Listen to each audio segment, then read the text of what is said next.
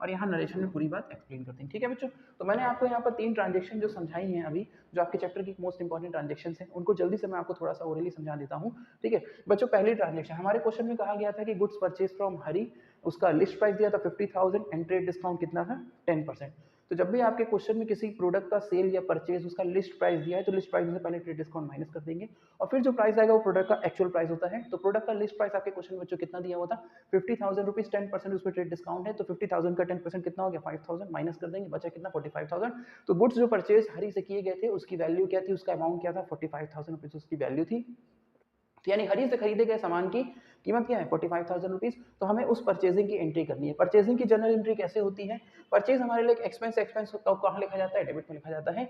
और क्योंकि हम पैसे दे देते तो जाने वाला कैश कहाँ लिखा जाता है, क्रेडिट में, लेकिन पैसे तो हमने दिए नहीं है। ठीक है, तो हमें याद रखना है कि ये सामान हमें किसने दे दिया और देने वाले व्यक्ति का नाम कहाँ लिखा जाता है, क्रेडिट में। ठीक है, और गुड्स जो हमने परचेज की थी उसकी वैल्यू क्या थी, एक्चुअल प्राइस 45,000 रुपीज, और हरी के प्रति हम कितने लाइबल है पैसा देने के लिए भी 45,000 रुपीज। ठीक है, उसके बाद नेक्स्ट ट्रांजेक्शन बच्चों हमको बताया गया कि हमने हरी से जो सामान खरीदा था उसमें से 5,000 का सामान हम उसको वापस कर दिए हैं, मतलब खरीदे हुए सामान को हम वापस कर रहे हैं। तो ये क्या है, परचेज रिटर्न है। लेकिन जो 5,000 रुपीज हरी से खरीदेगा सामान को जिसमें से हम वापस कर रहे हैं 5,000 रुपए का सामान, उसकी क्या बताई गई है, लिस्ट प्राइस बताई गई है।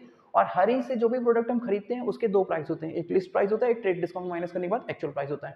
तो जब हम हरी को सामान वापस कर रहे हैं तो वापस करते वक्त उस सामान के ढेर की कीमत 5,000 रुपए लिस्ट प्राइस बताई गई है। तो वहां पर भी आप लिस्ट प्राइस से ट्रेड डिस्काउंट 10% माइनस कर देंगे, यानी 5,000 का 10% कितना हो गया 500 रुपीज लेस कर देंगे, तो वहां पर वैल्यू क्या बचेगी 4500 रुपीज। यानी हरी को हम सामान जो वापस कर रहे हैं उसकी एक्चुअल वैल्यू क्या है 4500 रुपीज। एंड परचेज रिटर्न की एंट्री क्या होती है, परचेज रिटर्न यानी खरीदे गए सामान को अगर वापस करना, ये हमारे एक्सपेंसेस को डिक्रीज करने की कोशिश करें और या फिर इनकम की तरफ आने की कंडीशन में है। तो इनकम होने के नाते या एक्सपेंसेस को कम, भाई खरीदे हुए सामान को आप किसी को वापस करने जाओगे तो आपके खर्चे बचेंगे ना, तो एक फायदे की कंडीशन में है आपके लिए। ठीक है, तो उसके अकॉर्डिंग परचेज रिटर्न आपका कहा जाता है, नॉमिनल रूल कहता है अगर कोई फायदा है तो क्या लिखेंगे, क्रेडिट लिखेंगे।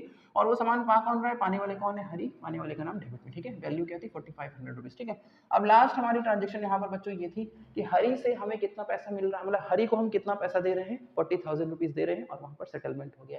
सेटलमेंट वर्ड बच्चों क्यों लगा हुआ था, क्योंकि हरी से हमने सामान कितना खरीदा था 45,000 रुपए का, उसको वापस कितना करें 4500 का, यानी कितना पैसा देने के लिए बचा रह गया था 40,500 रुपए, लेकिन हम उसको दे कितना रहे 40,000 रुपीज, और उन्होंने सेटलमेंट कर लिया, मतलब कि हमारा 500 रुपए बच गया, डिस्काउंट हो गया। ठीक है, तो पैसे हमारे पास से जा रहे, जाने वाले कैश को लिखते हैं क्रेडिट में, डिस्काउंट हमें मिल रहा है, हमारा फायदा और हमारा पैसा बच रहा है, फायदे को कहाँ लिखते हैं, क्रेडिट पे लिखते हैं, और वो पैसा पाने वाला व्यक्ति का नाम डेबिट पे लिखते हैं। ठीक है, और हरी के प्रति हमारी जितनी भी लायबिलिटी खत्म हो रही है वो सब हम यहाँ पर लिख देंगे, मतलब 40,000 तो हम उसको कैश दे दिए हैं, ठीक है, और 500 रुपए हमको डिस्काउंट दे दिए हैं, तो उसके प्रति हमारी टोटली कितना हमारा देनदारी हमारी खत्म हो रही है। ठीक,